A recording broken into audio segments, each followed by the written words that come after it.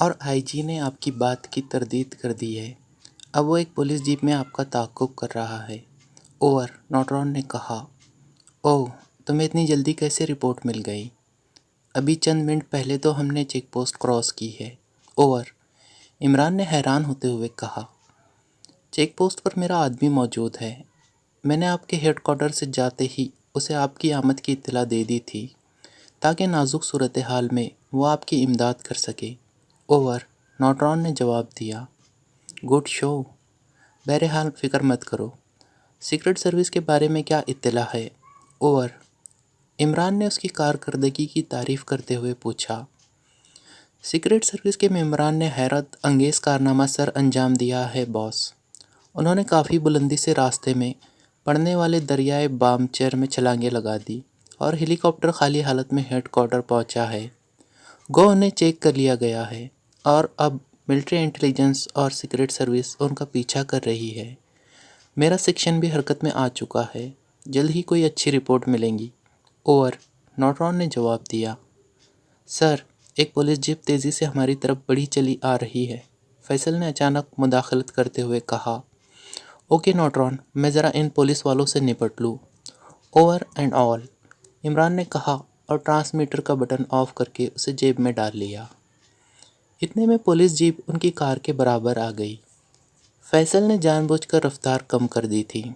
Jeep میں موجود police افسر نے ہاتھ ہلا کر فیصل کو کار روکنے کے لیے کہا۔ کار روک دو فیصل، عمران نے کہا اور فیصل نے کار کو سڑک کے کنارے کر کے بریک لگا دیے۔ کار رکتے ہی پولیس جیپ بھی رک گئی اور اس میں سے ڈی ایس پی اور اس کے ساتھ 5 مسلح سپاہی بھی کود کر باہر آ گئے۔ ان سب نے بڑی پھرتی سے کار کے گرد گھیرا ڈال لیا۔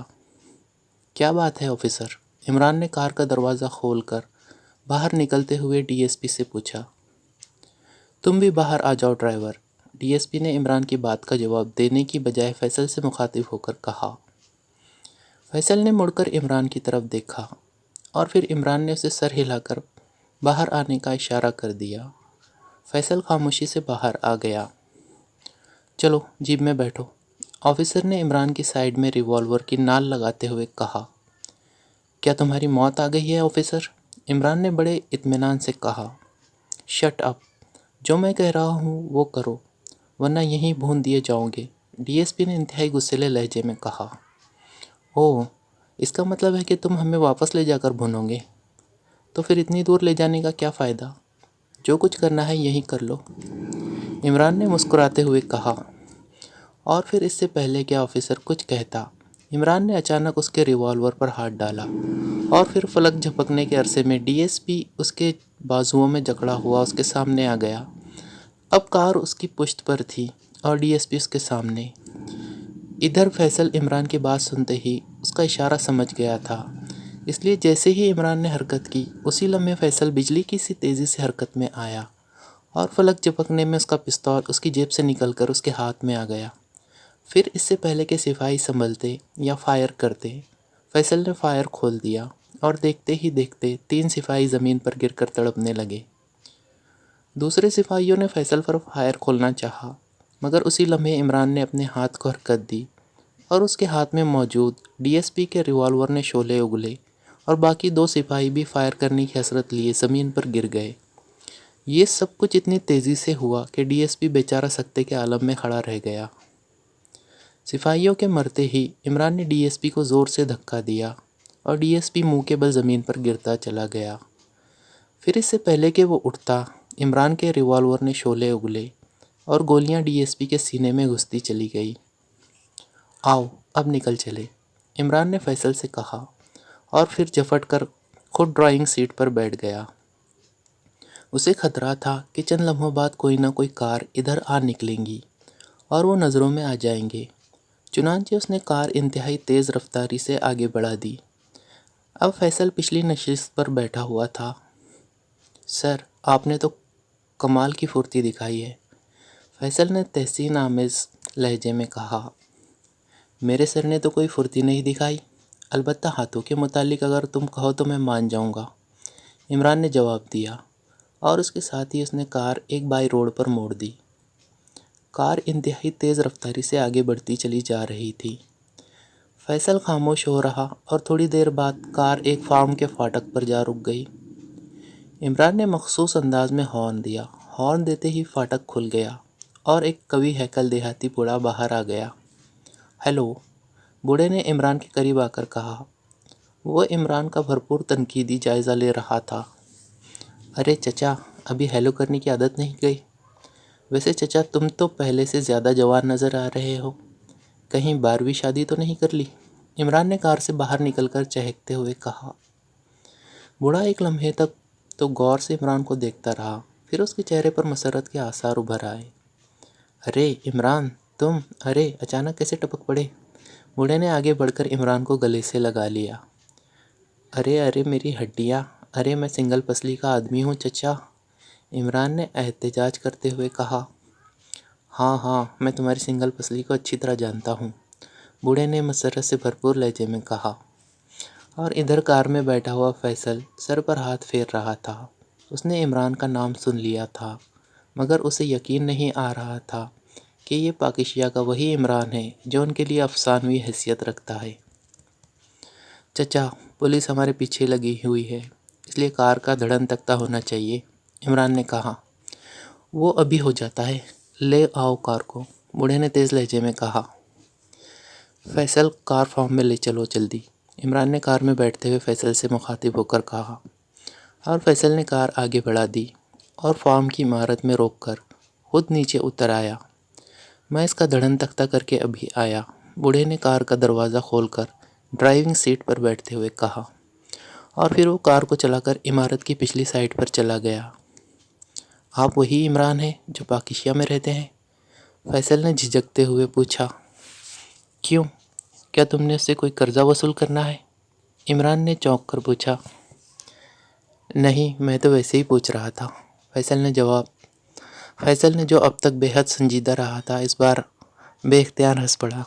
دیکھو بھائی، اگر تم نے اس سے قرضہ لینا ہے تو پھر تو میں وہ نہیں ہوں، اور اگر تم نے اس کا قرضہ دینا ہے تو پھر یقیناً میں وہی ہوں۔ بولو کتنی رقم دے رہے ہو؟ عمران نے بڑی معصومیت سے جواب دیا۔ یہ میری خوش قسمتی ہے عمران صاحب کہ مجھے آپ کے ساتھ کام کرنے کا موقع مل رہا ہے، اس سے قبل تو ہم صرف آپ کی باتیں ہی سنتے رہتے تھے، فیصل نے مسرت بھرے لہجے میں کہا۔ فکر نہ کرو، میرے ساتھ کام کرنے والوں کی خوش قسمتی جلدی بدقسمتی میں بدل جاتی ہے، اگر یقین نہ آئے تو تنویر سے پوچھ لینا، عمران نے جواب دیا۔ اور اسی لمحے بوڑھا عمارت کی پچھلی طرف سے نکل کر ان کے قریب پہنچ گیا۔ آؤ عمران بیٹے، تمہارا کام تو میں نے کر دیا، آؤ اب اطمینان سے بیٹھے، بوڑھے نے عمران سے مخاطب ہو کر کہا، اور عمران فیصل کو ہمراہ لیے فارم کی عمارت میں چلا گیا۔ پہلے ہم میک اپ تبدیل کر لیں، عمران نے کہا، اور پھر وہ خود ہی اٹھ کر ایک کمرے میں گھستا چلا گیا۔ بوڑھا بھی اس کے جانے کے بعد اٹھ کر باہر چلا گیا، اور اب کمرے میں فیصل اکیلا رہ گیا۔ تقریباً 10 منٹ بعد عمران کمرے سے باہر نکلا تو وہ میک اپ بدل چکا تھا، اب وہ عام سے لباس میں تھا۔ آؤ فیصل، میں تمہارا میک اپ بھی تبدیل کر دوں، کیونکہ دشمن کسی بھی وقت یہاں پہنچ سکتے ہیں، عمران نے کہا، اور پھر وہ اسے لیے اسی کمرے میں آ گیا۔ فیصل نے دیکھا کہ کمرے میں موجود الماریوں میں بظاہر سبزیوں کے بیج اور کھادیں بھری ہوئی تھی، مگر ان کے پیچھے ہر قسم کے ملبوسات موجود تھے۔ عمران نے ایک الماری میں سے ایک لباس منتخب کیا اور فیصل کو اسے پہننے کے لیے کہا۔ فیصل نے لباس تبدیل کر لیا۔ اس کے بعد عمران نے اسے کرسی پر بٹھا کر اس کا میک اپ کرنا شروع کر دیا۔ تھوڑی دیر بعد جب اس نے اپنے کام کے اختتام کا اعلان کیا تو فیصل کی شکل مکمل طور پر بدل چکی تھی۔ آپ نے تو کمال کر دیا عمران صاحب، فیصل نے آئینے میں اپنی شکل دیکھتے ہوئے کہا۔ آؤ بھائی آؤ، اب کچھ کھا پی بھی لو، یا اسی دھندے میں لگے رہوں گے، اسی لمحے بوڑھے نے کمرے میں آتے ہوئے کہا، اور پھر وہ انہیں لیے ہوئے ہال میں آ گیا، جہاں میز پر انواع قسم کے کھانے اور مشروبات موجود تھے، اور پھر وہ تینوں کھانے پر بیٹھ گئے۔ ابھی کھانا ختم نہیں ہوا تھا کہ عمارت کے گرد جیپوں اور کاروں کی بریکوں کا شور گونج اٹھا۔ لو بھائی، آ گئے ہمارے مہمان، عمران نے مسکراتے ہوئے رومال سے ہاتھ صاف کرتے ہوئے کہا۔ تم اپنا کام جاری رکھو، پروفیسر کھاور اب اتنا گیا گزرا نہیں کہ پولیس اس کے مہمانوں کو تنگ کر سکے، बूढ़े ने कहा और फिर उठकर तेज तेज कदम उठाता हॉल से बाहर निकलता चला गया। चंद लम्हों बाद हॉल के बाहर तेज लहजे में बातें करने की आवाज़ सुनाई दी और फिर हॉल में बूढ़े प्रोफेसर के साथ 10-12 पुलिस के अफसर और सादा लिबास में मलबूस अफराद अंदर दाखिल हुए। उन सब के चेहरे बिगड़े हुए थे, आंखों में दृष्टि के आसार नुमाया थे। ये देखो, ये मेरे मेहमान हैं, मासूरी से कल ही यहाँ पहुँचे हैं। इनका नाम जाफ़र है और ये यूसुफ हैं, बूढ़े ने इमरान और फैसल का तारुफ कराते हुए कहा। मगर प्रोफेसर, जिस कार में वो नकली प्रिंस था उसके टायरों के निशानात तुम्हारे फॉर्म के अंदर आते हैं, इसलिए हम किसी तरह तस्लीम कर ले कि मुजरिम तुम्हारे पास नहीं पहुँचे, एक सादा लिबास वाले ने बड़े सख्त लहजे में कहा। अगर वो कार मेरे फॉर्म में पहुँची है तो तुम यहाँ की मुकम्मल तलाशी ले सकते हो। अगर तुम्हें कार का एक पुर्जा भी दस्तयाब हो जाए तो तुम इन मेहमानों को तो क्या, मुझे भी फांसी पर चढ़ा देना, और अगर ऐसा ना हुआ तो फिर तुम मेरे मेहमानों के सामने मुझे जलील नहीं कर सकते। आखिर प्रोफेसर खावर भी कोई हैसियत रखता है, बूढ़े प्रोफेसर ने बड़े गरजदार लहजे में कहा। हमने चेक कर लिया है, कार के टायरों के निशानात फॉर्म की पिछली तरफ गए हैं, इसके बाद निशानात गायब हैं। अब ये बात की तहकीकात से साबित होगा कि कार कहाँ गई। फ़िलहाल हम तुम्हारे मेहमानों को पूछगिछ के लिए ले जाने पर मजबूर हैं।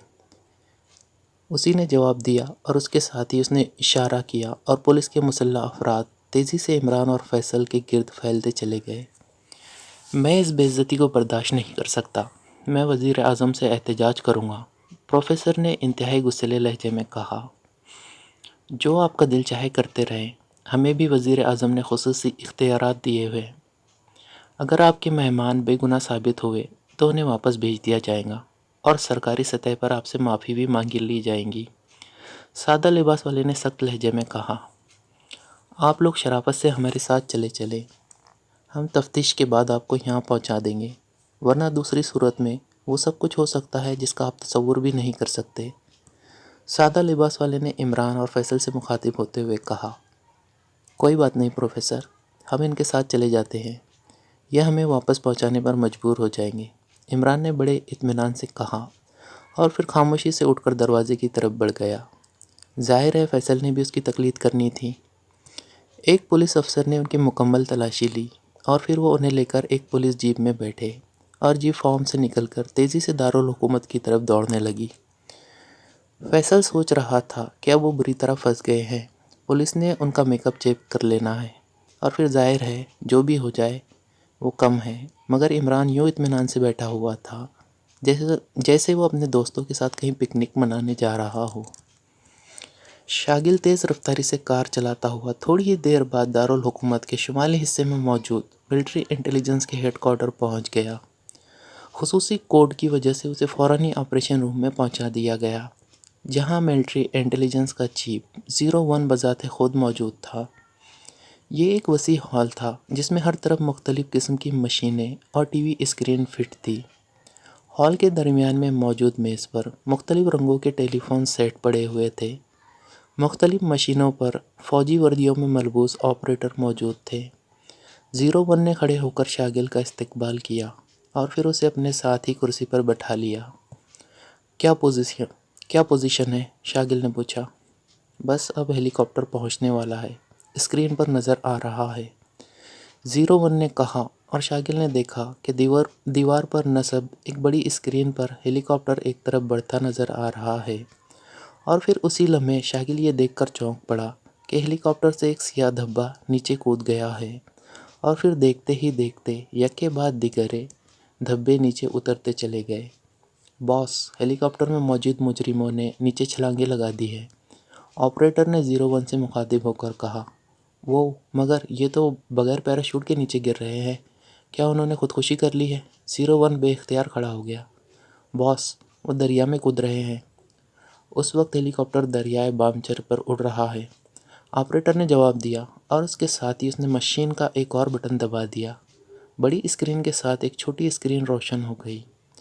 स्क्रीन पर चंद लम्हे लहरें सी दौड़ती नज़र आई, फिर एक ठाटे मारता हुआ दरिया का मंजर सामने आ गया और फिर सीक्रेट सर्विस के मेंबरान को दरिया में कूदते साफ देखा गया। हैरत अंगेज़ लोग हैं ये, جنہوں نے بغیر پیراشوٹ کے 600 فٹ کی بلندی سے دریا میں چھلانگیں لگا دی ہے، اور پھر وہ بھی دن کی بجائے رات کو، 01 نے بڑبڑاتے ہوئے کہا۔ ان کی گرفتاری ضروری ہے 01، یہ گرنے والے یقیناً سیکرٹ سروس کے ممبران ہیں، شاگل نے زور دیتے ہوئے کہا۔ پھر انہوں نے دریا میں کودنے والوں کو کنارے پر نکلتے دیکھا۔ 01 نے ایک ٹیلی فون کا ریسیور اٹھایا اور تیزی سے نمبر ڈائل کرنے شروع کر دیے۔ رابطہ قائم ہوتے ہی اس نے کہا، پوائنٹ 40116 کو کور کرو، فوراً، مجرم کسی حالت میں بھی نہیں نکلنے چاہیے، میں خود وہاں پہنچ رہا ہوں، 01 نے کہا اور اس نے ریسیور رکھ دیا۔ آپ اگر پوائنٹ پر چلنا چاہیں تو آ جائیں، ہیلی کاپٹر پہنچ گیا ہے، اسی میں چلتے ہیں، 01 نے شاگل سے مخاطب ہو کر کہا۔ چلو ٹھیک ہے، میں ان سے براہ راست بات کرنا چاہتا ہوں، شاگل نے اٹھتے ہوئے کہا، اور پھر اس سے پہلے کہ وہ اٹھ کر کمرے سے باہر جاتے، میز پر رکھے ہوئے ایک ٹیلی فون کی گھنٹی بج اٹھی۔ 01 نے تیزی سے ریسیور اٹھایا۔ 01، اس نے سخت لہجے میں کہا، چیف آف سیکرٹ سروس شاگل سے بات کرائے، مجھے پتہ چلا ہے کہ وہ یہاں موجود ہے۔ دوسری طرف سے جواب ملا، آپ کون صاحب بات کر رہے ہیں؟ 01 نے الجھے ہوئے لہجے میں کہا، میں ان کا پی اے بول رہا ہوں، دوسری طرف سے کہا گیا، اور 01 نے ریسیور شاگل کی طرف بڑھا دیا۔ یس، شاگل اسپیکنگ، شاگل نے کہا۔ باس، میں سوجام بول رہا ہوں، ہمارے سیکشن نے عمران کو ٹریس کر لیا ہے اور وہ اس وقت پولیس ہیڈ کوارٹر میں موجود ہے، دوسری طرف سے کہا گیا۔ اوہ، مگر وہ وہاں کیسے پہنچ گیا؟ تفصیل بتاؤ، شاگل نے چونک کر پوچھا۔ باس، عمران اور اس کا ساتھی پرنس شالمی گڑھ کے روپ میں دارالحکومت سے فرار ہو رہے تھے کہ ان کا ٹکراؤ پولیس سے ہو گیا۔ انہوں نے پولیس کے ایک ڈی ایس پی اور 5 سپاہیوں کو قتل کر دیا اور خود وہ پروفیسر خاور کے فارم میں چھپ گیا، جہاں انہوں نے میک اپ بدل لیا، مگر پولیس وہاں پہنچ گئی اور مشکوک سمجھتے ہوئے انہیں ہیڈ کوارٹر لایا گیا ہے۔